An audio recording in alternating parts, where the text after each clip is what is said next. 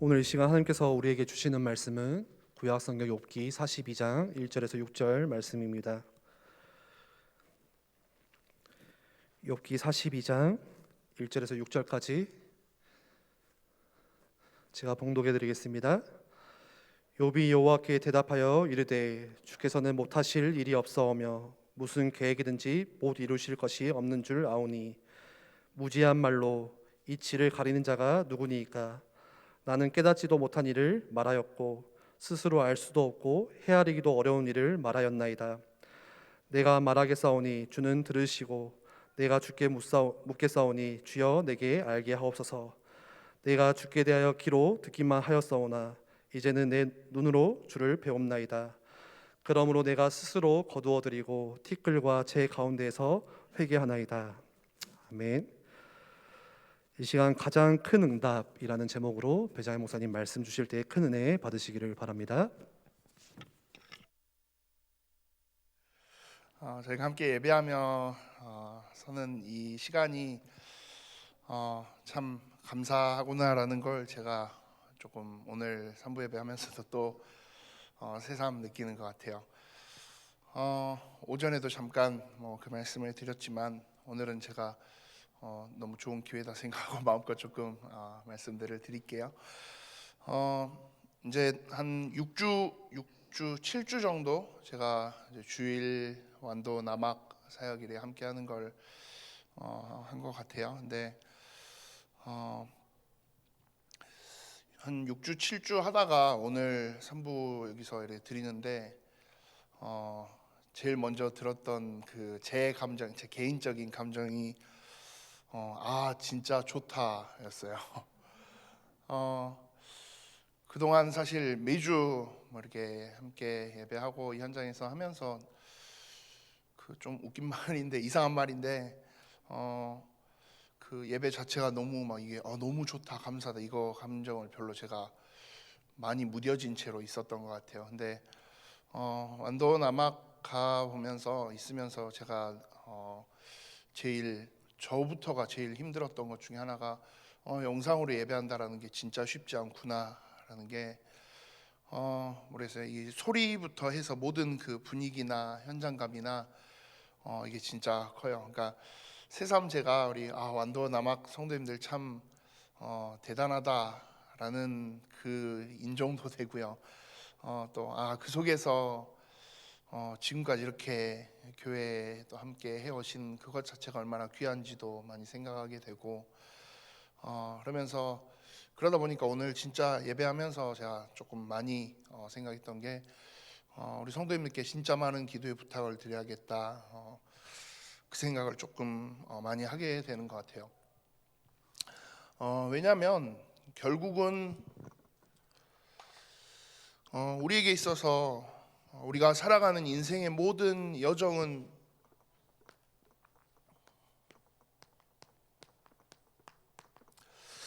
결국은 영적 싸움이거든요.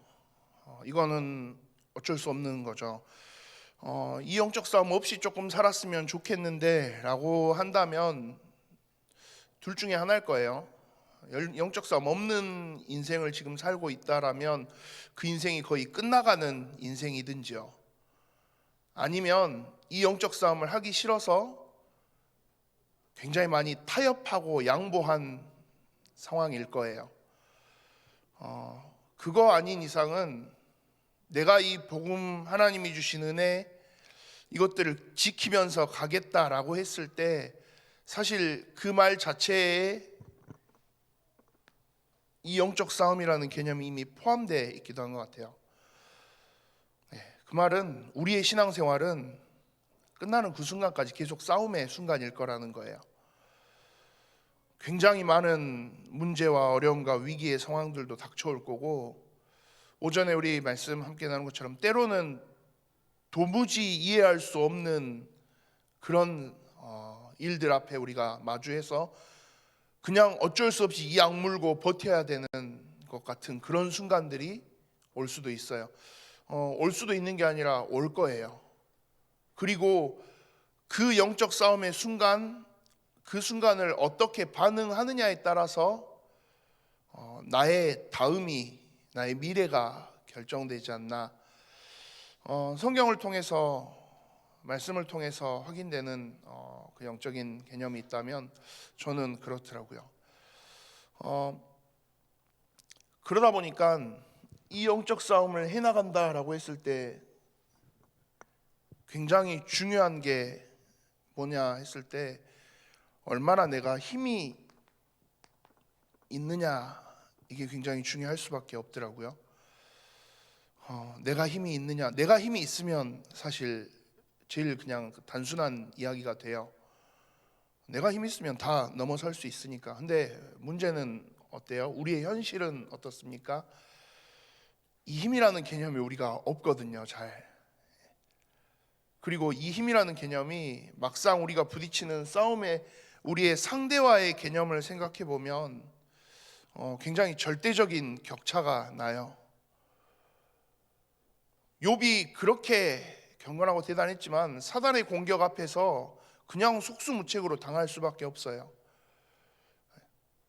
물론 그 뒤에 하나님의 허락하심이 있고 하나님의 계획하심이 있고 그 모든 것들이 다 있지만, 분명한 건 사단과 나, 현실과 나, 이 싸움만 놓고 본다면 영적 싸움 해나간다, 우리는 이걸 해나갈 수 있는 힘이 절대적으로 없어요. 존재적으로 그래요. 그러면 어떻게 합니까? 그러면 진짜 우리 인생이 정말 끔찍한 고통의 인생인 거죠. 도저히 이길 수 없는 싸움 계속 평생 하면서 살아야 되는 거니까요. 그래서 하나님이 우리에게 주신 은혜, 복음이 뭐예요? 이 힘 우리가 없는 거 하나님이 아세요. 그래서 이 모든 것들을 뒤집을 수 있는 열쇠로, 이 모든 것들을 뒤집을 수 있는 키로 우리에게 주신 게 뭡니까? 복음이잖아요. 우리 힘, 네 힘 가지고는 사단과 절대 싸워서 이길 수 없어요. 그래서 하나님께서 우리에게 하나의 복음을 주셨어요. 그게 뭡니까? 예수 그리스도요. 십자가에서 죽으시면서 사단의 권세를 완벽하게 박살내신 그분, 부활하시면서 죄와 저주와 모든 사망의 권세까지도 다 깨뜨리신 그분. 근데 그분의 죽으심과 부활의 그 방향이 누구에게 향해 있어요? 나에게 향해 있어요. 되게 힘없고 연약해서 그냥 이렇게 쪼그라들어 있는 나를 구원하시기 위해서 십자가 지시고 죽으셨다라고 말씀해요. 이게 우리에게 주신 복음의 내용이잖아요.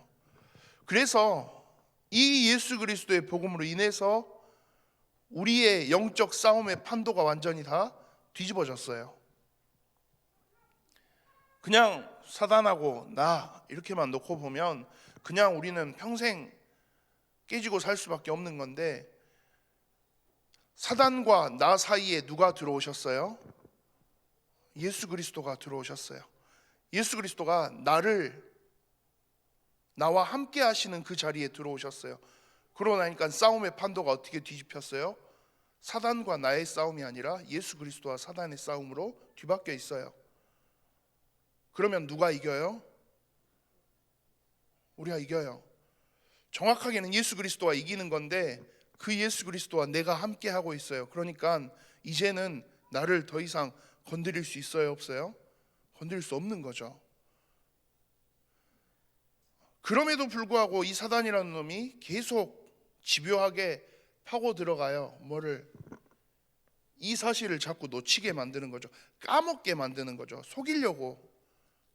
그렇게 해서 노리는 거 하나는 뭐예요? 이 영적 싸움 계속 자기에게 유리하게 만들어 가겠다라는 거예요.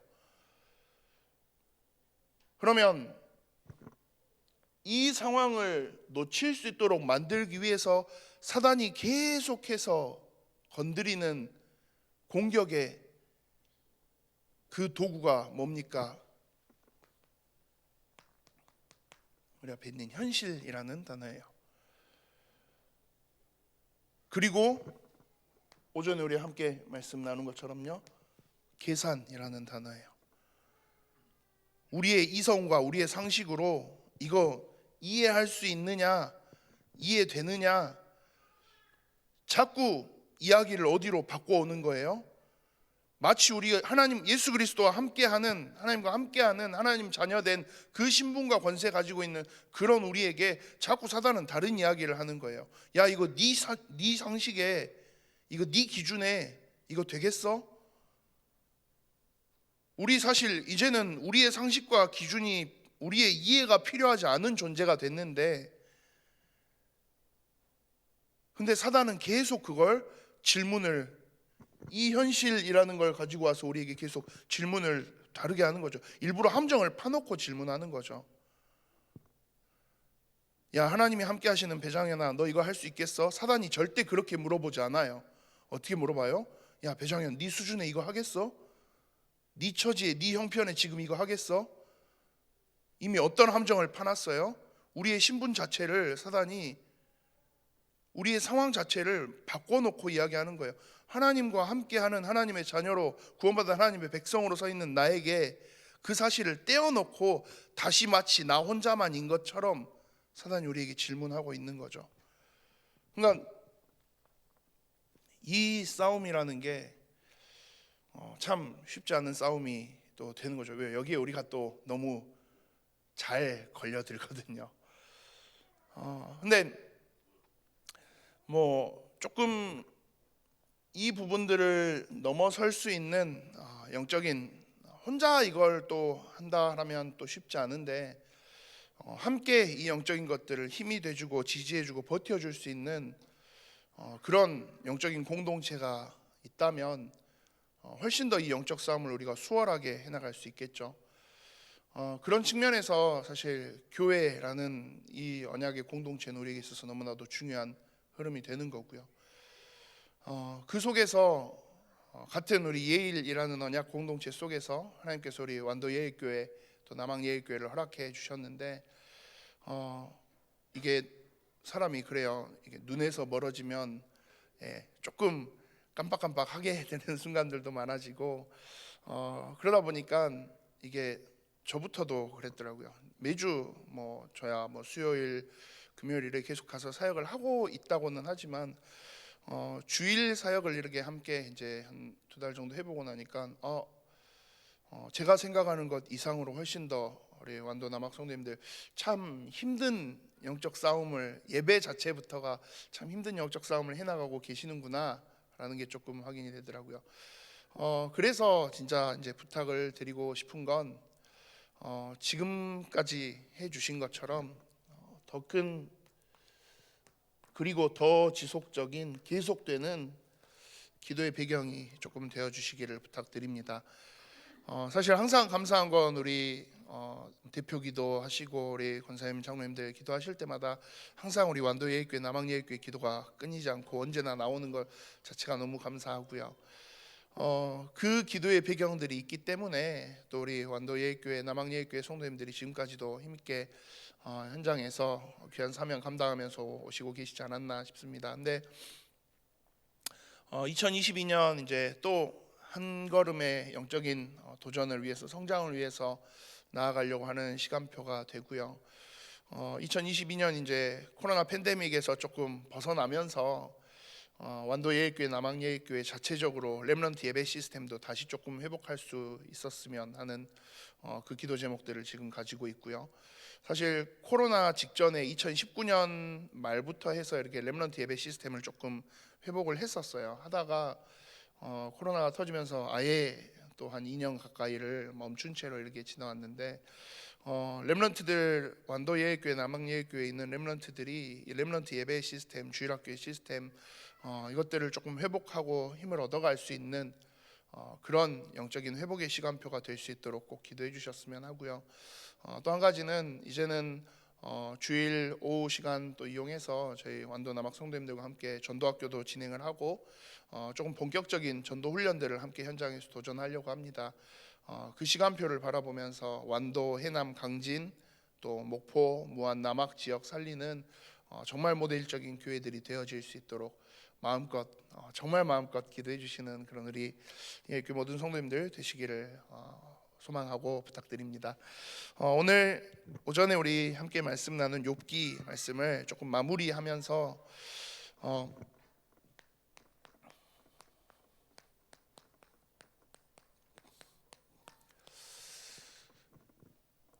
가장 큰 응답이 무엇일까라는 그 제목으로의 말씀들을 잠깐 나눴으면 해요. 응답이라고 했을 때 욥기의 전체를 다 아우르는 어떤 그 핵심의 단어가 있다면 고난이라고 했잖아요.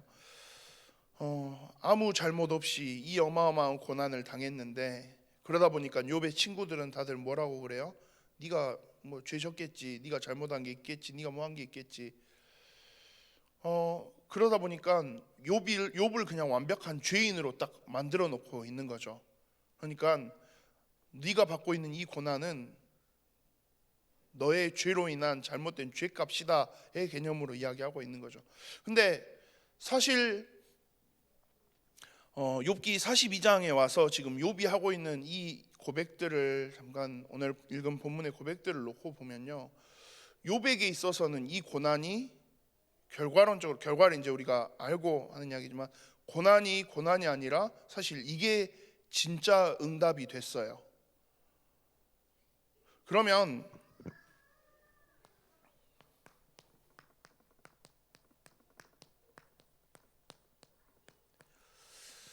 응답의 기준이 우리가 무엇인지를 조금 한번 정리해 볼 필요가 있다라는 거죠. 욥의 친구들과 그리고 신앙생활하는 많은 사람들과 지금 욥이 가지고 있는 받은 그 응답의 모양과 기준이 지금 완벽하게 달랐어요. 그리고 저 또한 사실 마찬가지예요. 응답이라는 단어를 딱 받았을 때 대부분 떠올리는 그 응답의 모양, 어떤 모습, 그것들을 생각해 보면 내가 가지고 있는 응답의 기준이 뭘까? 근데 제 머릿속에서도 응답이라고 했을 때 제일 먼저 떠오르는 것 중에 대부분이 저도 뭐냐면, 좀 이렇게 경제 축복 많이 받고 나 먹고 싶은 거 마음껏 사 먹을 수 있고, 약간 그런 수준의, 그러니까 응답의 기준이 여기에 머물러 있더라고요. 응답이라고 말은 하는데, 응답받고 응답을 위해서 우리가 신앙생활하고 하나님 잘 믿고 하나님 주신 진짜의 복음에 집중하면 하나님 주시는 응답을 받는다라고 우리가 많이들 이야기하는데, 거기서 말하는 그 응답을 우리의 머릿속에 조금 구체적으로 형상화 시켜놓고 보니까, 저는 제 머릿속에 있는 응답의 대부분이 다 기준이 이거더라고요. 이게 뭔데요? 나 중심이에요. 내가 원하는 것, 내가 좋아하는 걸 받아야 응답이에요. 그리고 뭐 중심이에요? 물질 중심이에요. 그리고 뭐 중심이죠? 성공 중심인 거죠. 이게 제 머릿속에서 제일 먼저 떠오르는 응답의 실제적인 모습들이더라고요. 이게 조금 인정하기 싫었어요. 그래서 그래도 응답은 응답이지. 근데 진짜 성경에서 말하는, 그리고 하나님이 하시는 그 하나님의 일, 은혜 속에서 주어지는 응답의 실제는 이 영역하고 조금 많이 다르더라고요. 조금 극단적일지 모르겠지만 초대교회 시대로 넘어간다라고 했을 때요, 초대교회 성도들에게 있어서 응답은 사실 이 기준을 놓고 보면 초대교회 성도들은 철저하게 어떤 사람들이에요? 응답 하나도 못 받고 실패한 사람들이에요. 우리가 흔히 로마 황제들에 의해서 초대교회가 핍박받은 시간을 약 한 250년 정도 이야기를 해요. 250년이면 한 사람의 인생이 태어나서 자라나고 늙어서 죽고, 그래도 길어도 100년 이야기하는데요. 그러면 초대교회 시대의 대부분의 성도들은 어땠다라는 말이에요? 태어나서 자라서 하나님 은혜 받고 이 복음 받고 신앙생활 하면서 가는데, 거의 죽는 그 순간까지 계속 어떤 자리에만 서 있었어요? 핍박받는 자리에만 서 있어요.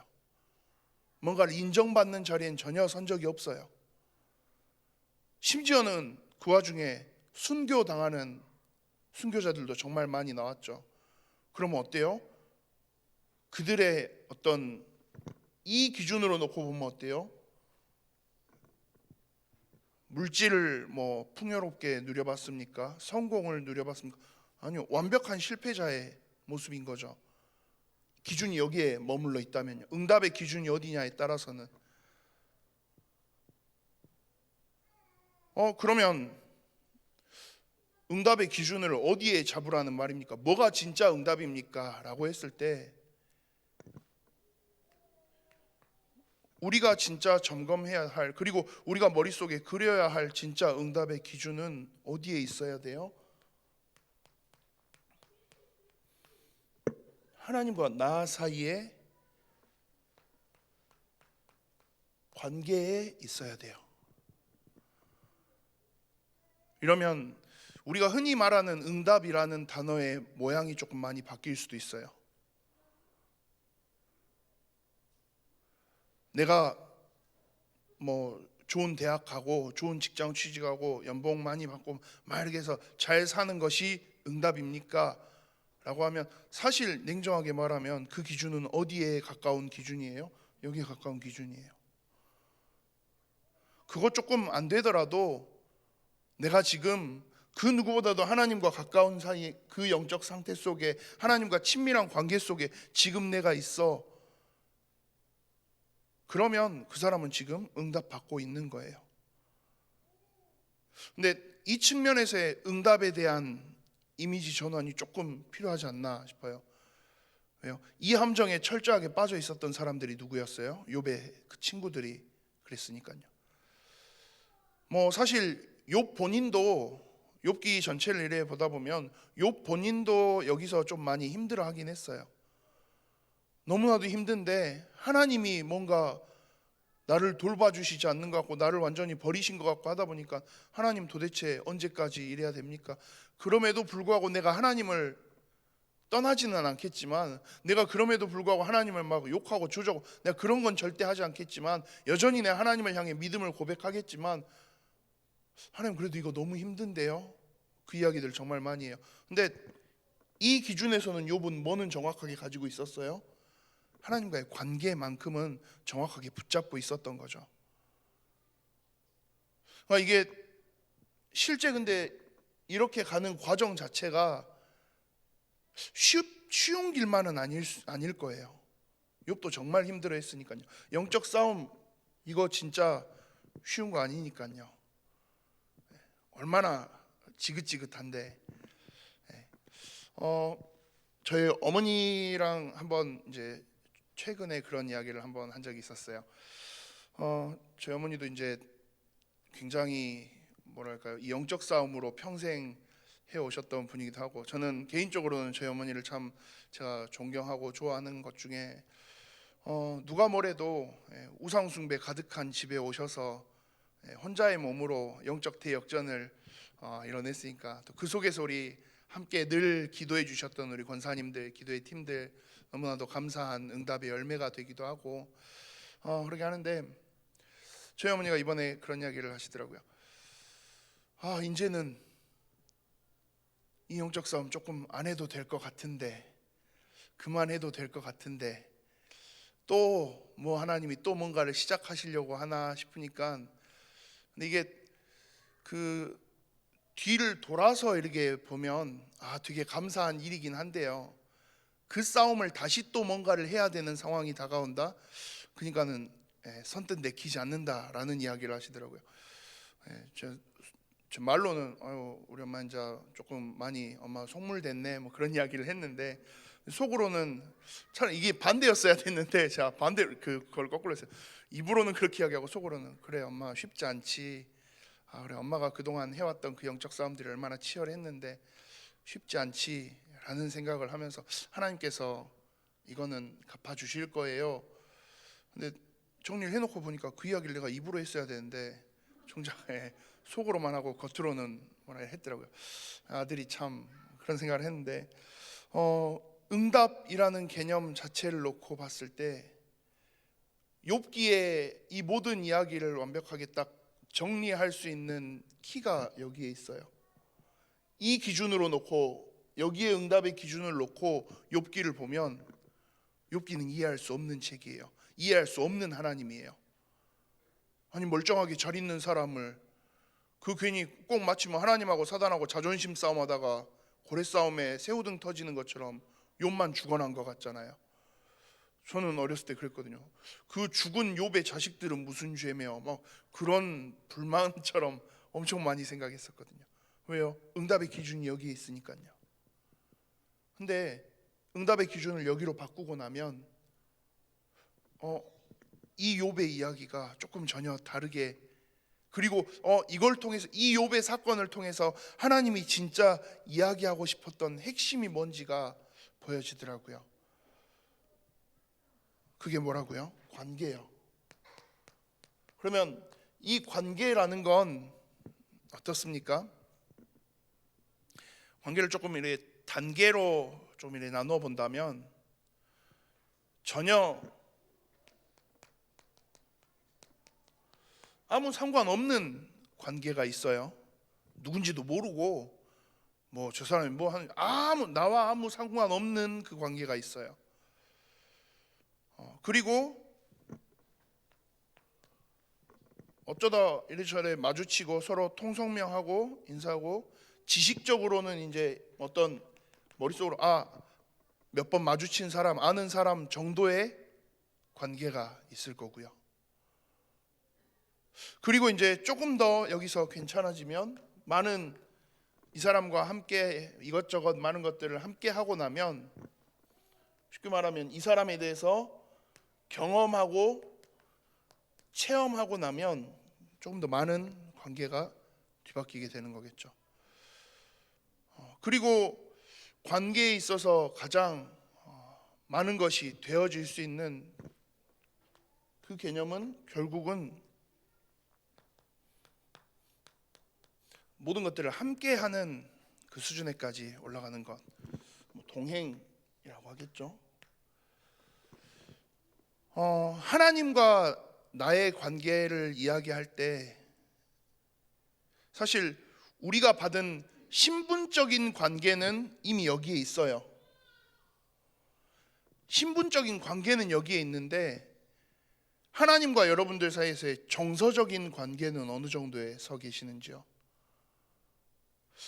여기는 아무래도 아니겠죠. 이제 이거는 뭐 하나님을 모르는 불신자들의 관계다라고 했을 때 2번, 3번, 4번 이 정도 선이 있는데, 하나님과의 정서적인 관계, 하나님과의 이 영적인 그 관계 어느 정도의 선에 서 계시는지요?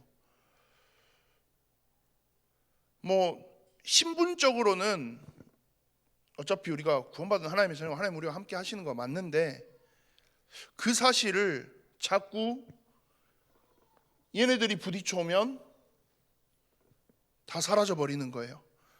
여기로까지는 안 가더라도 자꾸 이 정도로 가고, 하나님이 주신 언약을 붙잡고 뭔가를 반응하고 꺼내는 단계까지, 거기는 꿈도 꾸지 않고 그냥 마치 다시 나 혼자인 것처럼 되돌아가서 서 있어 버리는 거죠. 근데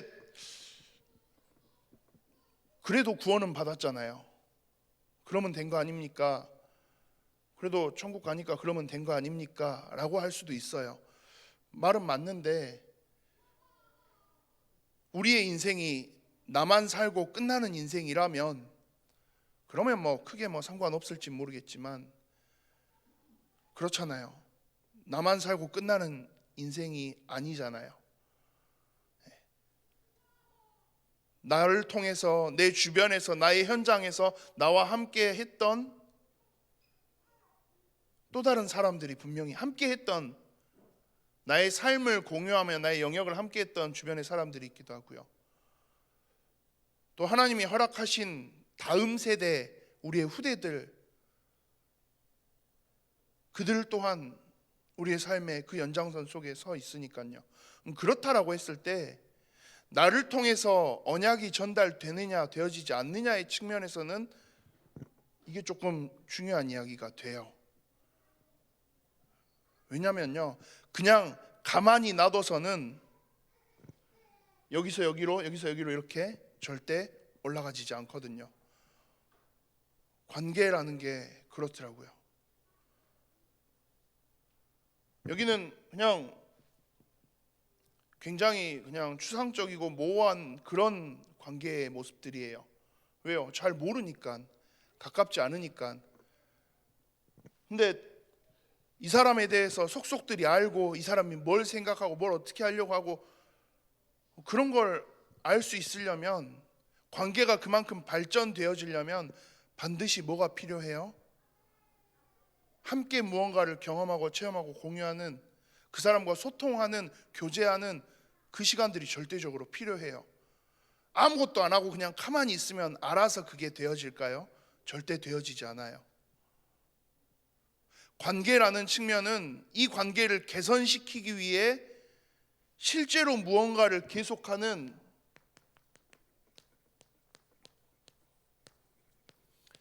실제적인 도전이 반드시 필요해요.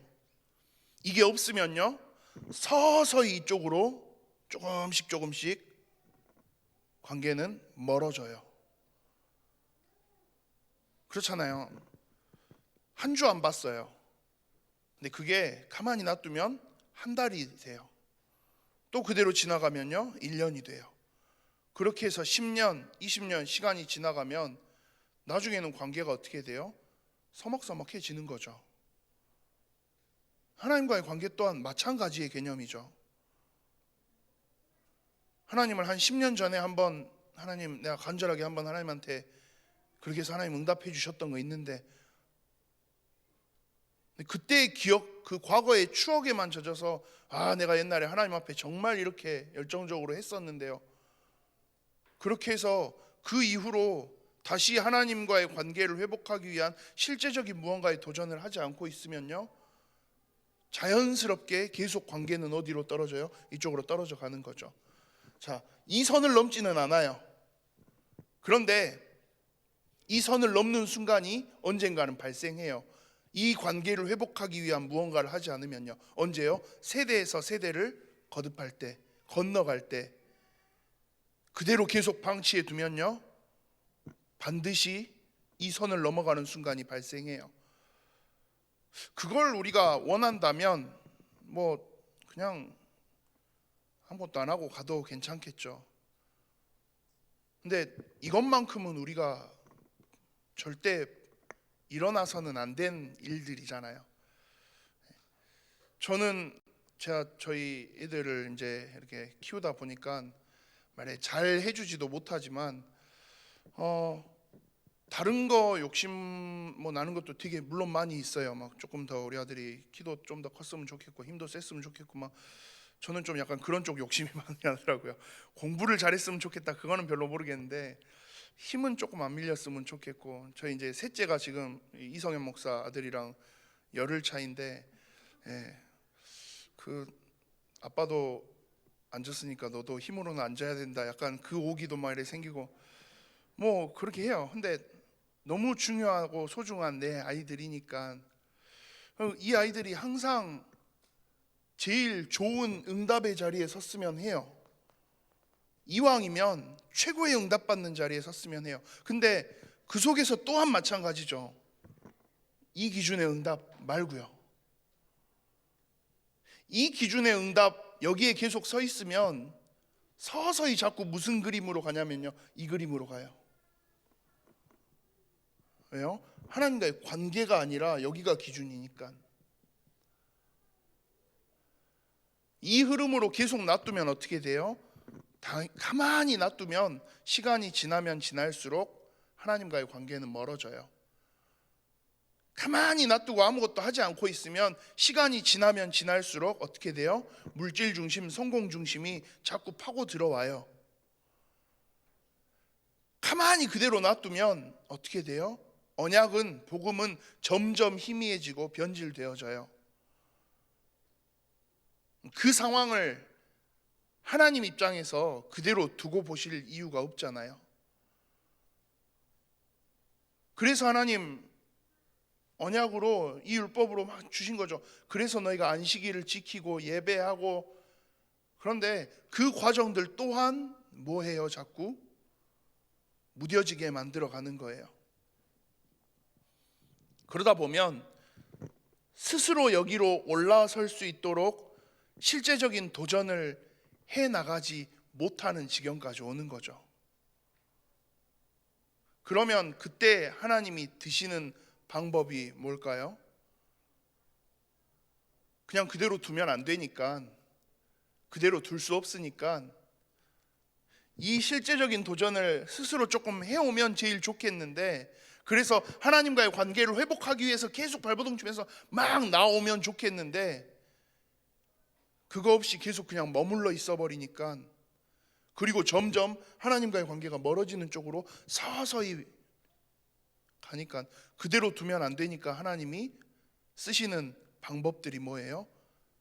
그래서 고난과 위기와 현실의 많은 문제들을 하나님이 허락하시는 거죠. 왜 하나님이 사단에게 욥을 시험하는 걸 허락하셨을까요?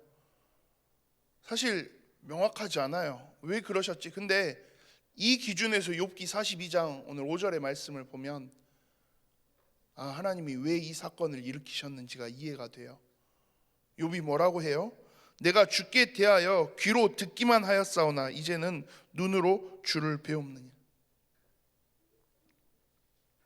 그러면서 욥이 하나님에 대해서 이해하고 있는 내용들이 굉장히 구체적으로 바뀌었다라는 걸 욥기 42장 2절부터 쭉 보면 나와요. 주께서는 못하실 일이 없사오며 무슨 계획이든지 못 이루실 것이 없는 줄 아오니 무지한 말로 이치를 가리는 자가 누구니이까. 나는 깨닫지도 못한 일을 말하였고 스스로 알 수도 없고 헤아리기도 어려운 일을 말하였나이다. 내가 말하겠사오니 주는 들으시고 내가 주께 묻겠사오니 주여 내게 알게 하옵소서 라고 이야기하면서요, 하나님에 대해서 이야기하는 것들이 욥이 굉장히 구체적으로 바뀌었어요. 그냥 막연하게 조금은 추상적인 것처럼 있다가 굉장히 구체적으로 바뀌었어요. 그리고 하는 이야기가, 전에는 내가 하나님에 대해서 귀로만 들었어요.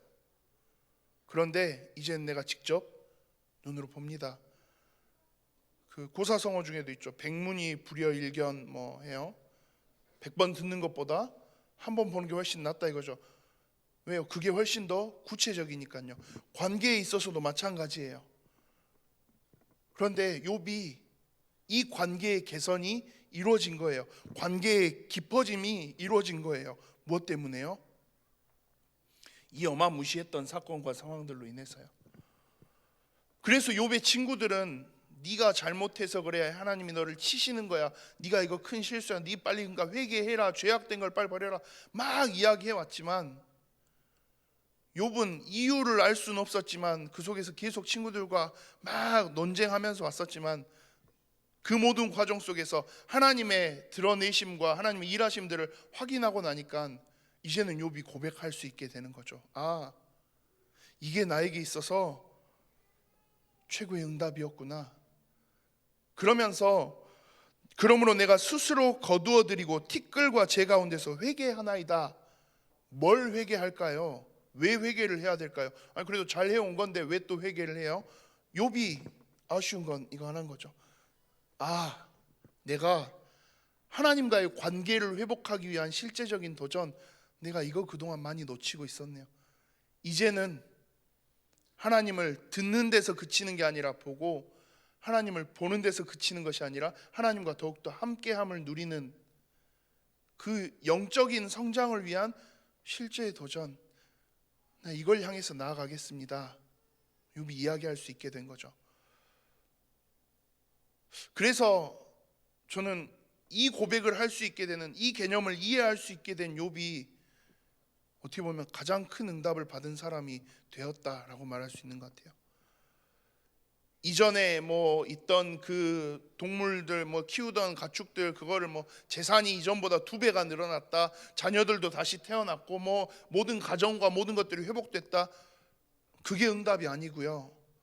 진짜 응답은 뭐예요?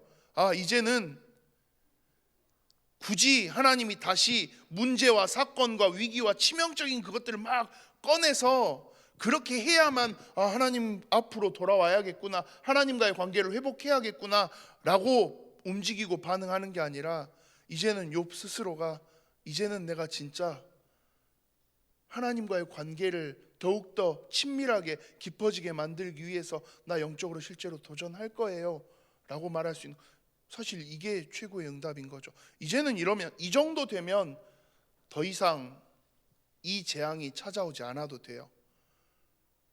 욥기 42장의 마지막은 그래서 욥의 인생을 쭉 설명해요. 욥기 42장 16절 17절에 그 후에 욥이 140년을 살며 아들과 손자 4대를 보았고 욥이 늙어 나이가 차서 죽었더라. 그냥 갑자기 굉장히 무난하고 편안한 인생을 살게 된 것처럼, 우리가 집중한, 저는 그러더라고요. 우리 그동안 제가 집중했던 포인트는 와, 재산이 2배가 늘었어, 다시 다 회복했어, 이거였는데 사실 진짜 포인트는 이거겠더라고요. 하나님이 굳이 치시지 않아도 스스로가 하나님과의 관계를 회복하기 위해서, 하나님과의 관계가 다시 무뎌지도록 만들지 않기 위해서 영적인 실제의 도전을 계속 해나갈 수 있도록, 그 정도의 영적 성장을 이루어내느냐, 우리에게 있어서 그게 필요하겠더라고요. 제가 제일 많이 체감하는 말 중에 하나가 그거거든요. 가만히 있으면 아무것도 일어나지 않더라고요. 제가 성격이 굉장히 여유로워요. 좋게 말하면 여유롭고요, 조금 냉정하게 말하면 게을러 터졌어요. 그래서 움직이는 것도 굉장히 싫어하고, 뭐 하자 그러면 다 그냥 미루고, 저희 와이프가 맨날 뭐 이거 뭐 해야 돼요, 저거 뭐 해야 돼요, 알았어 맨날 그냥 그러고만 지나가거든요. 그러다 보니까 이제 저희 와이프 맨날 매일 속 터져서 막 이렇게 있기도 하고 하는데, 항상 말은 제가 잘해요. 저희 와이프에게 늘 제가 당당하게 자신 있게 하는 그 약속 중에 하나가 뭐겠습니까? 살 뺀다고 해요. 뭐 연초마다 늘 해오는 거니까요. 뭐 연초뿐만이 아니라 요즘에는 더 많이 하고 있긴 하는데, 항상 그러거든요. 저희 와이프가 뭐 살을 빼야 되지 않을까 뭐 이야기를 하면 제가 바로 받아쳐요. 그러니까 이럴 때는 내가 뭐 근육량을 늘려야 되고 기초대사량을 뭐 해야 되고, 그 이론적인 거 뭐 이래저래 하는 거 막 주중 막 이야기를 엄청 해요. 저희 와이프 할 말이 없거든요. 그러니까 알았어요, 그러면 해요. 그러니까 알아서 할게, 내가 다 생각하고 있어 라고 말만 해요. 근데 뭐가 없어요? 이게 없어요. 그러니까 결과는 어때요? 조금 빠진 것 같으시나요? 제가 오랜만에 보시는 성도님들 계실 때, 제가 사실 오늘 그래도 성도님들 조금 오랜만에 뵙는 분들이 많겠다 싶어가지고 목사님 살 좀 빠지셨네요, 그 이야기가 조금 들릴 줄 알았거든요. 근데 오늘 한마디도 못 들었어요. 가지고 안 빠졌나? 근데 그 생각을 해요. 근데 생각해 보면 목사님 살 빠졌어요 소리를 듣는 게 어떻게 보면 안 맞아요. 왜요? 안 했어요, 아무것도. 여전히. 아마 오늘 이렇게 메시지를 하고 나서도 제가 다이어트를 위한 실제적인 도전은 안 하겠죠. 이래 말하면 좀 이상한데, 해야 될 건데 하겠습니다 라고 이제 말은 하는데, 진짜 실제를 제가 조금 해야 되는데, 근데 영적으로도 똑같은 이야기예요. 우리가 영적으로도 이 부분에 있어서 그냥 머물러 있어 버리면요, 무뎌져 있어 버리면요, 그러면 결과는 뻔해요. 아무 일도 일어나지 않아요. 그런데 그게 아무 일도 일어나지 않는 게 아니에요. 아주 느리지만 천천히 계속 어디로 가는 거예요? 여기로 가는 거예요. 그래서 이 영적인 성장을 위한 실제적인 도전, 우리 함께 할 수 있어야 돼요. 자, 그걸 위해서 지금 우리 하고 있는 그 2개의 포인트가 뭐예요?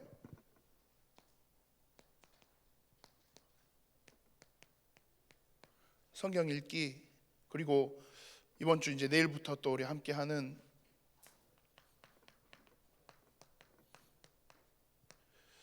정교인 기도회입니다. 뭐 그래요. 코로나 팬데믹, 뭐 오미크론, 여러 가지 막 많은 변수들이 지금 있지만 그런 것 같아요. 그럼에도 불구하고 저희가 할 수 있는 영적인 최대한의 도전은 이건 안 놓치고 해야 되는 게 맞아요. 왜요? 이거 하지 않으면 글쎄요, 이거 없으면, 이거 말고 여러분들 영적으로 실제로 뭔가를 도전하고 성장할 수 있으려면 뭐가 와야 가능해요? 욥처럼, 욥의 이 이야기처럼 굉장히 많은 큰 고난과 뭐가 와야지. 근데 그것보다는 이왕이면 그냥 좋게 가시는 게 그래도 더 낫잖아요. 그렇죠? 네. 저희 아버지가 저한테 맨날 하셨던 이야기가 그거였거든요. 맞고 할래, 그냥 할래였거든요. 그냥 하면 좋은데 왜 그냥 하는 게 그렇게 싫었는지 제가 모르겠어요. 게을러서 그랬겠죠. 그럼 결국 뭐 해요? 맞고 해요. 어느 날 보니까 그러더라고요. 그냥 아버지 이야기할 때 바로 하면 그게 제일 낫구나 라는 걸 알게 됐어요. 그래서 조금 몇 번 그렇게 해봤어요. 근데 너무나 놀라웠던 건 저희 아버지의 반응이 바뀌더라고요. 맨날 야, 뭐 하더니 제가 어느 순간부터 조금 아버지 이야기하시는 것만 이렇게 잘 맞췄더니 심지어 최근에는 저희 아버지가 저를 한 번씩 막 인정해 주시더라고요. 저희 아버지한테 제가 칭찬을 거의 못 받고 살았거든요. 최근에 진짜 별거 아닌데 야, 너 이거 잘한다, 너 이거 잘하더라 라는 칭찬을 몇 번 들었어요. 와, 너무 신기한 경험이었어요. 근데 어떻게 그게 뒤집어졌냐라고 했을 때요, 맞기 전에 하니까 욕먹기 전에 하니까 바뀌더라고요. 너무 제가 조금 수준 낮게 하나님과의 관계를 이야기하는지는 모르겠습니다. 근데요, 그게 수준 낮다의 개념이 아니라 그냥 하나님과의 관계에 있어서의 조금은 현실적인 이야기들인 것 같아요. 영적으로 아무것도 하지 않으면요, 영적인 도전 실제적으로 하지 않으면요, 우린 절대 영적으로 성장할 수 없어요. 그러면 나를 통해서 일어나는 그 다음의 응답들, 그거 쉽지 않아요. 예일교회가 정말 교회다운 교회 응답 누리면서 렘넌트 운동하고 전도 운동하고 세계회 살리는 선교 운동하고 지역 살리는 300지교 운동 3000제자, 그걸 위해선 그냥 가만히 있으면 절대 아무것도 일어나지 않아요. 그래서 우리가 계속 이 영적인 도전들을 하고 있는 거예요. 그 과정 속에서 하나님을 더 우리가 신뢰할 수 있고 하나님과 함께함을 더 깊이 누릴 수 있도록 만들기 위해서요. 말씀을 정리한다면요, 무엇이 가장 큰 응답입니까? 우리 성도님들, 어떤 응답을 목표로 하시면서 인생을 살아가시기를 원하십니까? 저는 그런 것 같아요. 하나님과의 관계가 계속 더 깊어질 수 있는 것, 문제와 사건 때문이 아니라 내가 하나님을 더 사랑하고 하나님을 더 알아가고자 하는 그 중심으로 영적인 실제의 도전을 계속 스스로 해나가면서 하나님과의 관계가 더 깊어질 수 있도록 만드는 것, 그게 우리 삶 속에 자리 잡는 것, 그게 우리에게 있어서는 가장 큰 응답이 아닐까 싶어요. 다른 건요, 너무나도 많은 위험 요소가 내포되어 있어요. 계속해서 우리 함께하는 정교인 성경 읽기, 또 이번 주 진행되어지는 정교인 기도회, 한번 이 목표를 가지고 함께 모두가 도전해 보셨으면 합니다.